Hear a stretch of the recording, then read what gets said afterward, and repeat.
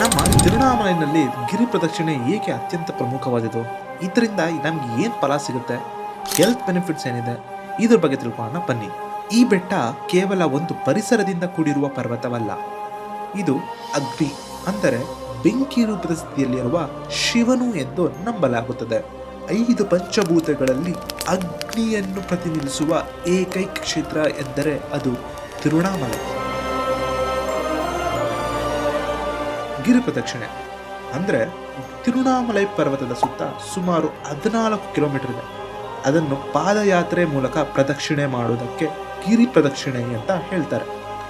ನಮ್ಮ ನಂಬಿಕೆ ಏನಂದ್ರೆ, ಜೀವನದಲ್ಲಿ ಒಮ್ಮೆ ಗಿರಿ ಪ್ರದಕ್ಷಿಣೆ ಮಾಡಿದ್ರೆ ಪಾಪ ಅಶಾಂತಿ ದೂರ ಹೋಗಿ ಆತ್ಮಶಕ್ತಿ ಸಿಗುತ್ತೆ ಅಂತ. ಅದೇ ನೀವು ಸೈನ್ಸ್ ಮತ್ತು ಹೆಲ್ತ್ ಪ್ರಕಾರ ನೋಡುವುದಾದರೆ 14 ಕಿಲೋಮೀಟರ್ ಪಾದಯಾತ್ರೆಯಿಂದ ನಮ್ಮ ಹೃದಯ ಆರೋಗ್ಯ ಸುಧಾರಿಸುತ್ತದೆ, ನಮ್ಮ ರಕ್ತ ಸಂಚಾರ ಉತ್ತಮವಾಗುತ್ತದೆ, ಇಲ್ಲಿನ ಪರಿಸರದಿಂದ ಮಾನಸಿಕ ಶಾಂತಿ ಸಿಗುತ್ತದೆ. ಪೂರ್ತಿ ವಿಡಿಯೋ ನೋಡಿ ನಮ್ಮ ಯೂಟ್ಯೂಬ್ ಚಾನಲ್ನಲ್ಲಿ.